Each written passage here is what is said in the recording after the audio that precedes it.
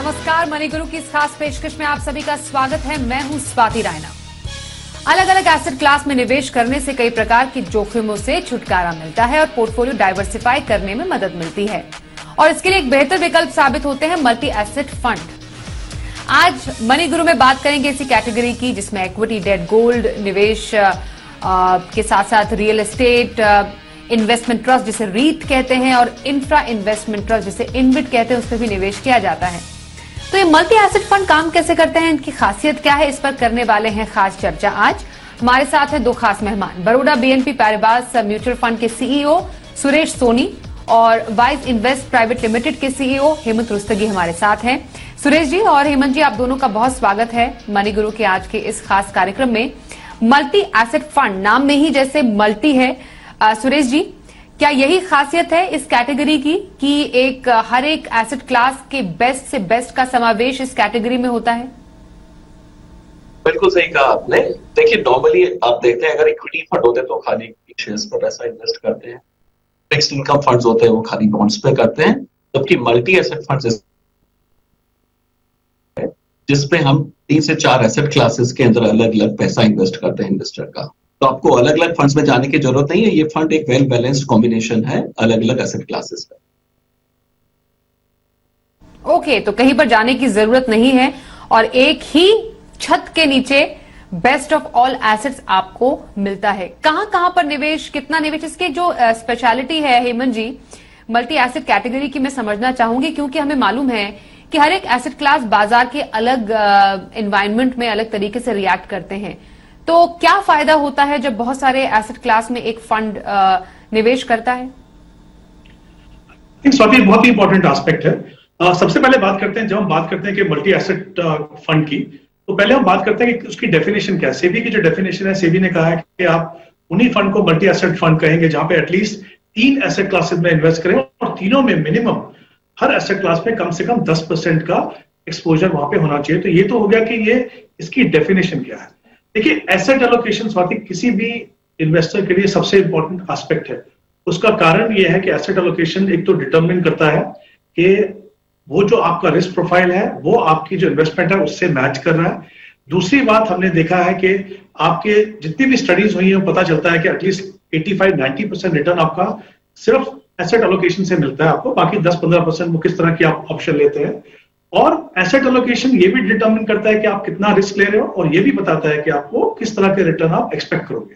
तो मुझे लगता है कि एसेट एलोकेशन बहुत ही इंपॉर्टेंट एस्पेक्ट है, लेकिन एक आम निवेशक के लिए कभी कभी ये बहुत मुश्किल होता है ये डिटरमिन करना कि एक तो एसेट एलोकेशन मेरी क्या हो, दूसरा एक चैलेंजिंग एस्पेक्ट इसका ये होता है कि उसको समय समय पे आपको, ये बहुत मुश्किल होता है ये डिटरमिन करना कि एक तो एसेट एलोकेशन मेरी क्या हो, दूसरा एक चैलेंजिंग एस्पेक्ट इसका ये होता है कि उसको समय समय पे आपको रीबैलेंस करना होता है।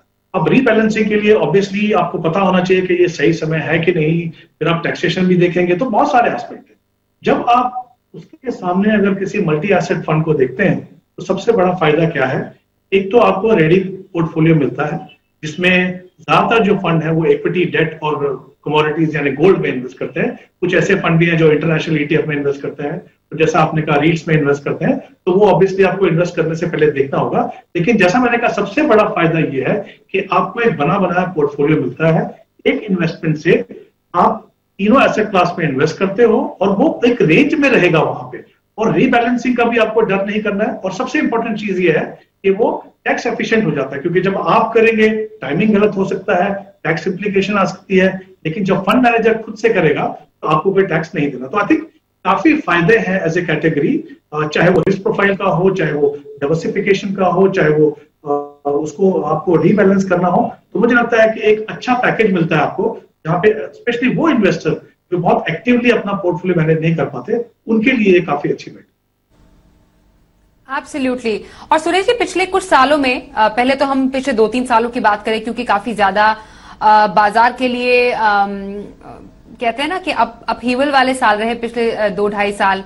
बाजार ने हाईज भी देखे, बाजार ने लोज भी देखे, और उससे भी पहले अगर हम पिछले 1 या 2 डेकेड की बात करें, हर एक एसेट क्लास का उसके प्रोफाइल के हिसाब से रिटर्न कैसा रहा है आपसे समझना चाहेंगे। जिससे कि ये बात से मैं समझ में आए कि एक मल्टी एसेट कैटेगरी का जो नेचर है इन इटसेल्फ कि वो हर एक कैटेगरी को साथ में लेकर चलता है और अनसर्टन बाजार में भी और उस हर कैटेगरी के अपने नेचर के हिसाब से बदलाव करता है। तो रिटर्न के लिहाज से एसेट क्लास का परफॉर्मेंस कैसे रहा है अलग अलग? देखिए ऐसा है कि विनर्स रोटेट, मतलब क्या है कि depending upon market there are कुछ साल होते हैं जहां पे कि इक्विटी बड़ा अच्छा करता है, कुछ साल होते हैं जहां पे फिक्स इनकम ठीक करता है और कुछ साल होते हैं जहां पे कि अनसर्टेनिटी होती है वर्ल्ड में, तो गोल्ड अच्छा करता है। तो इसके लिए आप शुरुआत में साल के या आप शुरुआत में ये नहीं कह सकते कि इस साल ये अच्छा करेगा या वो अच्छा करेगा। इस फंड में इन तीनों एसेट के कॉम्बिनेशन होने की वजह से आप सारी एसेट क्लासेस में अक्रॉस मार्केट साइकिल पार्टिसिपेट कर सकते हैं। अगर मैं आपको आइडिया दूं over a period of last 20 years अगर आप देखें तो इक्विटी मार्केट के रिटर्न आप देखेंगे तो अराउंड 16% 17% के आसपास कंपाउंडिंग किए हैं। फिक्स इनकम मार्केट के रिटर्न अराउंड 7% 7.5% के आसपास कंपाउंड किए हैं। और अगर आप गोल्ड के रिटर्न देखते हैं तो करीब 10 से 11% के आसपास में कंपाउंडिंग रही। लेकिन इसमें फर्क यह है कि इक्विटी मार्केट के रिटर्न, क्योंकि ये हायर रिस्क एसेट क्लास है, ये वोलेटाइल रहते हैं। फिक्स्ड इनकम का आपको एकदम स्टेडी स्ट्रीम मिलता है, लेकिन उससे आप वेल्थ क्रिएट नहीं कर पाते, तो आपका जो कैपिटल प्रोटेक्ट रहेगा। लेकिन अगर आपको पैसे बढ़ाने हैं अपने, तो फिक्स इनकम में कोई खास गुंजाइश नहीं होती इसकी।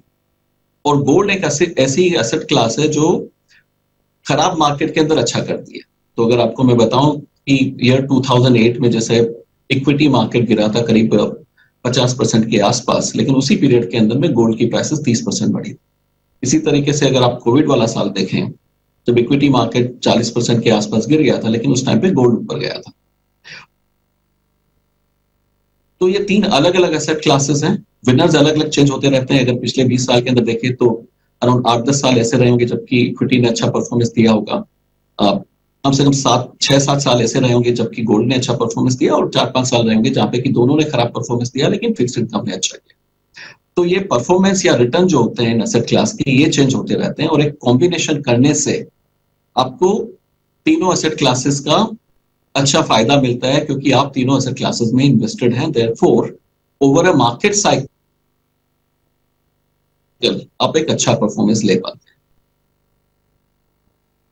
बिल्कुल बिल्कुल। सुनिए, यहाँ पर सर आप बता रहे हैं सुरेश जी कि किस तरीके से एक अलग अलग बाजार के साइकिल में एसेट क्लास के अपने नेचर के हिसाब से उसकी परफॉर्मेंस कैसी रहती है, वो कैसे रिएक्ट करते हैं। डेफिनेटली कोरिलेशन की यहाँ पर बात हो रही है, क्योंकि एक एक्विटी और डेट है वो इनवर्सली रिलेटेड है एक दूसरे से, पर यही बात हम एक्विटी और गोल्ड के लिए नहीं कह सकते हैं हेमंत जी। तो मैं यही आपसे समझना चाहती हूँ कि जो एक इन्वेस्टर है वो किन फैक्टर्स को ध्यान में रखते हुए किसी मल्टी एसेट कैटेगरी के फंड में निवेश करे। देखिए, जैसे हमने बात की कि एसेट एलोकेशन, जैसे मैंने पहले भी कहा कि बहुत ही इंपॉर्टेंट एस्पेक्ट है। और देखिए काफी बार क्या होता है कि इन्वेस्टर अच्छे से प्लान करते हैं, अपनी इन्वेस्टमेंट करते हैं, एसेट एलोकेशन करते हैं, उसके हिसाब से अलग अलग फंड में इन्वेस्ट भी करते हैं, जो एक अच्छा तरीका हो सकता है उन इन्वेस्टर्स के लिए जो जानते हैं, समझते हैं और किस तरह से उनको अपना एसेट एलोकेशन मेंटेन करना है। लेकिन हमने काफी बार क्या देखा, जैसे हम पहले भी बात कर रहे हैं कि मार्केट में उतार चढ़ाव होते हैं। कभी डेट मार्केट अच्छा करता है, कभी इक्विटी मार्केट, कभी गोल्ड, या कभी कभी हो सकता है इनमें से दो मार्केट जो एक साथ अच्छा कर रहे हो। प्रॉब्लम क्या होता है कि काफी बार इन्वेस्टर्स जो है वो थोड़ा घबरा जाते हैं। अगर मान लीजिए इक्विटी में बहुत ज्यादा वॉलेटिलिटी है तो डर गए, या फिर उनको लगा कि गोल्ड में कुछ हो नहीं रहा ज्यादा तो वहां से निकल गए। तो होता क्या है कि आप शुरुआत आपने अच्छी की, क्योंकि आपने अपनी एसेट एलोकेशन को मेंटेन नहीं किया, तो जब वो एसेट क्लास जहां से आप निकले जब वो अच्छा करेगा तो आपने बुरा वक्त तो देख लिया, मे बी आपने वेट किया कि उसमें जितनी भी करेक्शन थी वो हो गई, लेकिन उसके बाद आपकी पेशेंस खत्म हो गई, आप वहां से निकल गए, और जब वो टर्न अराउंड हुआ उस एसेट क्लास में आप वहां पे नहीं थे। सबसे बड़ा फायदा मुझे लगता है, जैसे मैंने पहले भी कहा, उन इन्वेस्टर्स के लिए जो बहुत ज्यादा एक्टिवली अपने पोर्टफोलियो को मैनेज नहीं करते हैं, जो नहीं समझते हैं कि किस समय पे इनको रीबैलेंस करना है।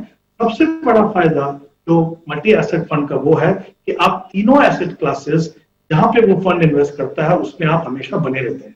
क्योंकि आप बने रहते हैं, एक तरफ तो कहीं ना कहीं सबसे बड़ी इंपॉर्टेंट चीज हमें समझने की है कि जो मेजर ऑब्जेक्टिव होता है मल्टी एसेट फंड्स का वो है रिटर्न तो देना ही है, ऑफकोर्स वो रिस्क को भी मैनेज करते हैं। तो क्योंकि आप उन तीनों एसेट क्लासेस में बने रहे और जब उसमें टर्न अराउंड हुआ तो आपने वो अपॉर्चुनिटी को खोया नहीं, आपके लिए वो अपॉर्चुनिटी लॉस नहीं रहा। आई थिंक मुझे लगता है कि उस एंगल से अगर हम देखें, और जो डिफरेंट एस्पेक्ट मैंने पहले भी बात की, मल्टी एसेट स्पेशली उन इन्वेस्टर्स के लिए जो बहुत ज्यादा जानकार नहीं है या बहुत ज्यादा एसेट एलोकेशन पे ध्यान नहीं दे सकते हैं, उनके लिए ये बहुत ही अच्छी ऑप्शन है। मुझे लगता है उसी तरीके से इस फंड को देखना चाहिए। तो डेफिनेटली ये एक ऐसा फंड है जो आपके पोर्टफोलियो में जगह बना सकता है। लेकिन साथ में एक इंपॉर्टेंट चीज ये भी है कि आप कितना प्रोपोर्शन अपने पोर्टफोलियो का डालते हैं। मान लीजिए आपका 50 लाख का या 25 लाख का पोर्टफोलियो है, आपने 10% मल्टी एसेट फंड में डाला, तो उसमें से भी अगर 10 या 15% आपका अगर गोल्ड में गया तो वो बहुत ज्यादा पर्पस सर्व नहीं करेगा। तो आई थिंक क्वांटम भी उतना ही इंपॉर्टेंट है जितना इस फंड का रोल आपके पोर्टफोलियो में। ओके। और सुरेश जी, क्योंकि एक मल्टी एसेट फंड है, इक्विटी या फिर ऑफ कोर्स डेट और गोल्ड का इसमें एक तालमेल बिठाने की कोशिश की जाती है, इस कैटेगरी का नेचर जो है उसके हिसाब से एक अच्छा मल्टी एसेट फंड कैसे चुना जाए और कैसे गोल्स के लिए, कितने होराइजन के लिए एक मल्टी एसेट फंड सही बैठता है किसी के पोर्टफोलियो में? बहुत अच्छा सवाल है। देखिए, ऐसा होता है कि अगर दो ऑब्जेक्टिव है यहाँ पे, एक तो आपको एसेट का एलोकेशन करना है और आपको एक अपना पोर्टफोलियो रिस्क डाइवर्सिफाई करना है। पोर्टफोलियो रिस्क डाइवर्सिफाई तब होता है जब आप अनकोरिलेटेड एसेट क्लासेस में पैसा डालते हैं। अनकोरिलेटेड मतलब जो कि एक साथ ऊपर या नीचे नहीं जाए। जैसे अगर आपने पैसा 2 स्मॉल कैप फंड में डाला है तो it will not be called diversification, because दोनों ऊपर या नीचे एक साथ ही जाएंगे। हो सकता है एक 20% ऊपर जाए और दूसरा 22% ऊपर जाए, या दोनों साथ में नीचे जाए। लेकिन गोल्ड, इक्विटी और फिक्स्ड इनकम, ये 3 ऐसी एसेट क्लासेस है जो कि इनका कोरिलेशन बहुत कम है, और बल्कि इक्विटी और गोल्ड का कोरिलेशन तो निगेटिव है। जब इक्विटी मार्केट में काफी बेरिशनेस होती है उस टाइम पे there is a something called flight to safety, मतलब इन्वेस्टर्स जो है उस टाइम पे सेफ एसेट क्लासेस चुनते हैं जिसमें कि गोल्ड सबसे ऊपर आता है। इसलिए अच्छा मल्टी एसेट फंड वो होता है जिसमें कि कॉम्बिनेशन हो ऐसी एसेट्स का जो कि कोरिलेटेड नहीं हो। इक्विटी, फिक्स्ड इनकम, गोल्ड, ये तीनों एसेट ऐसी होती है जो कि आपस में कोरिलेशन काफी कम है, तो एक अच्छा कॉम्बिनेशन बनता है। उसके बाद में ऑफकोर्स आपको देखना होता है कि फंड मैनेजमेंट टीम का experience, pedigree of the fund house, कि किस तरह के फंड हाउस से वो फंड है, और उसके बाद में आप अपना एक इन्वेस्टमेंट देख सकते हैं। आप होराइजन के हिसाब से या कितने टाइम के हिसाब से इन्वेस्ट करें, मेरे ख्याल से 3 साल के ऊपर का होराइजन आपको नॉर्मली लेना चाहिए, क्योंकि इसके अंदर भी एक प्रीडोमिनेंट जो एसेट क्लास होती है या ज्यादा एलोकेशन होता है वो इक्विटी में होता है, क्योंकि वही सबसे बेस्ट एसेट क्लास होती है लॉन्ग टर्म वेल्थ के लिए। तो आपको कम से कम 3 साल का होराइजन जरूर लेना चाहिए इस फंड के लिए। और सुरेश जी, आप कह रहे 3 साल या 3 साल से ऊपर के होराइजन के लिए मल्टी एसेट फंड किसी के पोर्टफोलियो में सही रहता है। एक और बात सुरेश जी आपसे जानूंगी, जो पोर्टफोलियो में एक्सपोजर है, जैसा कि हेमंत जी भी कह रहे थे, जिक्र किया था, एक्सपोजर एक मल्टी एसेट फंड का कितना तक सीमित रखना चाहिए किसी इन्वेस्टर को अपने, क्योंकि इसके अपने नेचर में ही इटसेल्फ एक इन्वेस्टर काफी ज्यादा इससे आकर्षित हो सकता है कि अनिश्चित बाजार में भी अच्छे डाइवर्सिफिकेशन का फायदा मिल रहा है, ज्यादा इन्वेस्टर को मेहनत करने की जरूरत नहीं पड़ रही है, बाजार के हिसाब से अपने आप को ये एडजस्ट कर लेगा, पर फिर भी ओवरबोर्ड नहीं किया जा सकता अपने आप को ऐसे किसी फंड में। तो एक्सपोजर कितना? देखिए, एक बड़ा डाइवर्सिफाइड व्हीकल है और मेरे ख्याल से एक कोर पोर्टफोलियो बन सकता है इन्वेस्टर्स का, जिसको कि आप लंबे टाइम तक पैसा डालकर रख सके। कितना एलोकेशन करना चाहिए, आपके फाइनेंशियल एडवाइजर आपके साथ बैठकर आपके गोल्स के हिसाब से बता सकते हैं, बट मेरा ऐसा मानना है कि 20-25% of the portfolio would be a good number into the category. But आपको अपने फाइनेंशियल एडवाइजर के साथ बैठकर डिस्कस करना चाहिए कि आपका टाइम होराइजन क्या है, आपका गोल क्या है, और उसके हिसाब से आप फिर बाद में इन्वेस्ट कर सकते हैं। तो ये समझने की जरूरत है कि 3 साल से ऊपर का होराइजन और जो पोर्टफोलियो में डाइवर्सिफिकेशन कितना हो, मल्टी एसेट फंड का एक्सपोजर कितना हो, ये समझना आप सबके लिए बेहद जरूरी है। मल्टी एसेट फंड और कैटेगरी के फायदे बताने के लिए सुरेश जी आपका धन्यवाद करेंगे। आप हमारे साथ मनी गुरु की इस खास चर्चा में शामिल हुए। एक ब्रेक के लिए यहां पर रुकना होगा और ब्रेक के बाद म्यूचुअल फंड गाइड में हम बात करेंगे, क्योंकि ऑलरेडी डाइवर्सिफिकेशन की बात हो रही है, तो कब आपका जो पोर्टफोलियो है डाइवर्सिफाइड से ओवर डाइवर्सिफाइड हो जाता है और कैसे ओवर डाइवर्सिफिकेशन से बचना है, ये चर्चा आगे बढ़ाएंगे हेमंत रुस्तगी के साथ म्यूचुअल फंड गाइड में।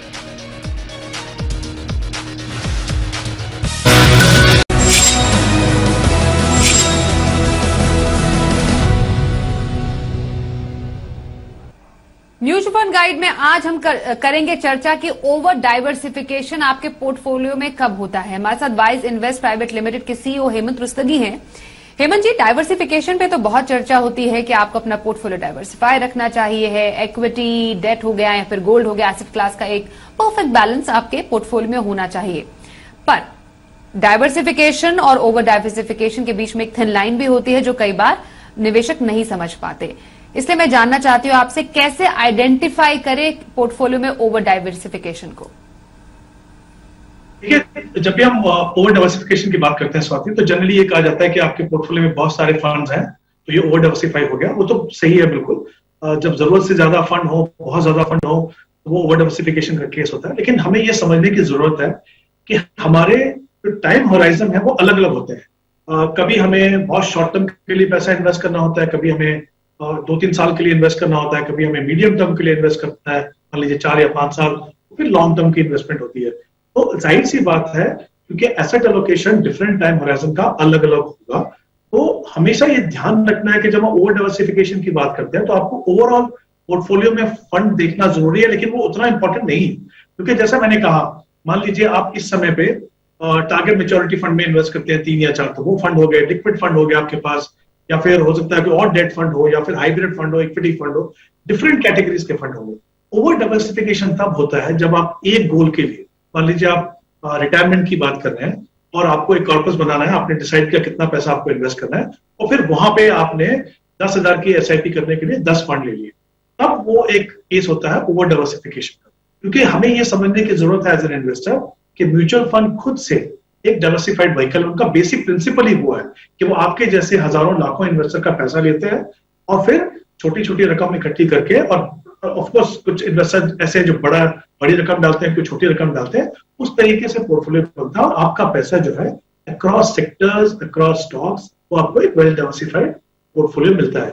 उसमें भी अगर आप मान लीजिए 10 फंड आपने ले लिए, 3 लार्ज कैप ले लिए, 3 मिड कैप ले लिए, 2 स्मॉल कैप ले लिए, एक जैसे फंड आप लेंगे तो वो डाइवर्सिफिकेशन नहीं कर रहा, वो आपके पोर्टफोलियो को क्रिएट कर रहा है। क्योंकि जब लार्ज कैप गिरेंगे तो सारे लार्ज कैप गिरेंगे, मिड कैप गिरेंगे तो सारे मिड कैप गिरेंगे। तो इंपॉर्टेंट है डाइवर्सिफिकेशन, जैसा आपने बिल्कुल सही कहा, बहुत ही इंपॉर्टेंट है। लेकिन ओवर डाइवर्सिफिकेशन से क्या होता है, पोर्टफोलियो को मॉनिटर करना मुश्किल होता है, और ये मिथ रहता है हमारे दिमाग में कि हमारे पास 10 फंड है तो हमारा पोर्टफोलियो बहुत डाइवर्सिफाइड हो गया, जबकि वाकई में हो सकता है कि शायद 3 फंड से जो डाइवर्सिफिकेशन मिले वो आपको 10 से भी ना मिले। तो समझिए कि इंपॉर्टेंट है एलोकेशन डिफरेंट मार्केट सेगमेंट का, और कौन से ऐसे फंड है जो आपको उस सेगमेंट का सही फायदा देते हैं। तो मेरे हिसाब से एक गोल की जब हम बात करते हैं तो जनरली स्पीकिंग अनलेस अमाउंट बहुत बड़ा हो, 3 या 4 फंड आपके पोर्टफोलियो में सही हो सकते हैं। तो ये समझना है कि ओवरऑल पोर्टफोलियो में फंड कितने काउंट नहीं करना है, आपको किस गोल, किस टाइम होराइजन के लिए इन्वेस्ट कर रहे हो, वहां पे ओवर डाइवर्सिफिकेशन नहीं होना चाहिए। ओके, तो आप कह रहे 3 से 4 फंड, मतलब एक पोर्टफोलियो में इक्विटी के फंड है, फिर डेट कैटेगरी के फंड है, दोनों में एक निवेशक को टारगेट करना चाहिए उनके लक्ष्य के हिसाब से, मोस्ट इंपॉर्टेंटली या एसेट एलोकेशन के हिसाब से कि उन्हें कितने फंड रखने हैं। अगर कुल मिलाकर देखिए तो डेट कैटेगरी में अराउंड 2 से 3 फंड, या और इक्विटी में अराउंड 2 से 3 फंड सही है? नहीं, देखिए वो भी मैं कह रहा हूं कि अगर मान लीजिए मेरे गोल्स अलग अलग हैं, मुझे घर बनाना है, फिर मुझे बच्चे की एजुकेशन के लिए पैसा जमा करना है, फिर मुझे अपने रिटायरमेंट के लिए जमा करना है। दूसरी बात, जैसे हमने कहा, हाइब्रिड फंड की रिक्वायरमेंट हो सकती है क्योंकि टाइम होराइजन मेरा ऐसा है, और उसमें भी अगर मैं चाहता हूं कि मेरा पोर्टफोलियो ऐसा बने कि बहुत ज्यादा रिस्क ना हो, तो मैं हो सकता है कॉम्बिनेशन हूं बैलेंस एडवांटेज का या फिर एग्रेसिव इक्विटी हाइब्रिड का। डेट में जैसे मैंने कहा, अगर हम आज की सिचुएशन देखें, ऑलमोस्ट फैग एंड पे है, हम इंटरेस्ट रेट हाई साइकिल पे, तो ऑब्वियसली जैसे टारगेट मैच्योरिटी फंड है, फिक्स मैच्योरिटी फंड है, वो अच्छे हैं मेरे लिए। लेकिन मेरी जो शॉर्ट टर्म रिक्वायरमेंट है वहां पे लिक्विड फंड होंगे मेरे पास। तो ऐसा नहीं है कि आपको एसेट क्लास में 2 या 3 या 4 फंड चाहिए। मैं कह रहा हूँ आपका जो गोल है उसमें, अब अगर आप मान लीजिए एजुकेशन के लिए 10 साल का समय है, रिटायरमेंट के लिए 20 साल का समय है, तो आप चाहेंगे कि दोनों का पोर्टफोलियो अलग अलग हो, तो वहां पे कोशिश करना है कि ओवरलैपिंग ना हो, बट गोल वाइज अपना पोर्टफोलियो बनाइए, उसमें ध्यान रखिए कि बहुत ज्यादा फंड ना हो, क्योंकि फिर ओवर डाइवर्सिफिकेशन से आपको नुकसान ही होगा। लेकिन जैसे मैंने पहले भी कहा, अलग अलग रिक्वायरमेंट के हिसाब से फंड होंगे, तो ऐसा नहीं कि आपके पोर्टफोलियो में अगर 15 फंड है तो वो ओवर डाइवर्सिफिकेशन का केस है, वो डेफिनेटली नहीं है, प्रोवाइडेड आपने अपने एसेट एलोकेशन और अपने टाइम होराइजन के हिसाब से उनमें अगर इन्वेस्टमेंट किया तो। बिल्कुल, बेसिकली डुप्लीकेशन अवॉइड करना है किसी भी फंड का। हेमंत जी, किसी के पोर्टफोलियो में अब मानिए किसी ने आइडेंटिफाई कर लिया कि हाँ पोर्टफोलियो ओवर डाइवर्सिफाइड है, तो जो फंड की संख्या कम किन फैक्टर्स पे की जा सकती है? मेजर जो उसके पैरामीटर्स है, पैमाने हैं, वो क्या हो? देखिए, एक तो आपको देखना, जैसे मैंने कहा कि मान लीजिए हम किसी इक्विटी पोर्टफोलियो की बात करते हैं, वहां पे 3 या 4 अगर लार्ज कैप है, फिर मिड कैप है, तो उनमें से आपको कम करना है। उनमें से एक बार आपने डिसाइड किया कि कौन से किस तरह के फंड को हमने कम करना है, वहां पे ज्यादातर हमने क्या देखा है, इन्वेस्टर्स थोड़ी गलती ये करते हैं कि उनको लगता है कि जिस फंड में मान लीजिए हो सकता है कि आपकी चॉइस अच्छी ना हो या उस फंड ने अच्छी परफॉर्मेंस नहीं की हो, वो अगर कुछ लॉस में चल रहा है तो वो थोड़ी सी हेजिटेशन होती है कि नहीं, इसको नहीं निकालेंगे जब तक कि लॉस पूरा नहीं होगा। वो बिल्कुल नहीं करना चाहिए, क्योंकि आप अच्छे परफॉर्मिंग फंड को पोर्टफोलियो से निकालोगे तो आपका नुकसान ही होगा। आई थिंक इंपॉर्टेंट है कि उन फंड्स को निकालें जो आपके पोर्टफोलियो के हिसाब से सुटेबल है, इनकी परफॉर्मेंस जो है काफी कंसिस्टेंट है और उनकी जो इन्वेस्टमेंट फिलॉसफी है वो भी काफी कंसिस्टेंट है। तो उस हिसाब से उन फंड्स को रखिए। पहले तो ये देखिए किस कैटेगरी में कम होंगे, कितने फंड कम हो सकते हैं, और फिर परफॉर्मेंस के हिसाब से उन फंड को रखिए जो कंसिस्टेंटली अच्छा परफॉर्म करते हैं, ना कि नॉन परफॉर्मिंग फंड को रखना, क्योंकि वो कहीं ना कहीं आपके पोर्टफोलियो को नुकसान पहुंचाएगा। और इंपॉर्टेंट चीज ये है, कभी कभी आपको ये भी देखना है कि आप हो सकता है बहुत ज्यादा समय नहीं हो, उसमें एग्जिट लोड हो, उसमें टैक्सेशन भी आपको देखना है। लेकिन अगर आप बहुत क्लियर है ये जो डिसीजन है आपका लॉन्ग टर्म में आपके पोर्टफोलियो के लिए अच्छा होगा, तो अगर उसकी कॉस्ट भी आपको देनी पड़े, चाहे वो एग्जिट लोड हो या शॉर्ट टर्म कैपिटल लोड हो, तो भी देने में मुझे लगता नहीं हेजिटेशन होनी चाहिए, क्योंकि इन द लॉन्ग रन अगर आपके पास आगे जाके 10 या 15 साल और है तो उसका बड़ा फायदा आपको होगा, बजाय इसके कि आप पूरा फोकस सिर्फ आज ये देखें कि मुझे इस पे टैक्स कम पे करना। इंपॉर्टेंट है, बिल्कुल। तो ओवर डाइवर्सिफिकेशन से बचे अपने पोर्टफोलियो में, आइडेंटिफाई करें कौन से ऐसे रीजन है जिससे आपका पोर्टफोलियो ओवर डाइवर्सिफाइड हो रहा है, और ऐसे कुछ फैक्टर से आप अपने पोर्टफोलियो में डुप्लीकेशन को, बेसिकली एक ही कैटेगरी के बहुत सारे फंड्स होने से अपने आप को बेसिकली क्लीन कर सकते हैं अपना पोर्टफोलियो। यही हमें समझ में आया आज की बात से। धन्यवाद करेंगे हेमंत जी, आप हमारे साथ इस चर्चा में शामिल हुए। मनी गुरु में बस इतना ही आज के लिए। रुकते हैं एक ब्रेक के लिए, देखते रहिए जी बिजनेस।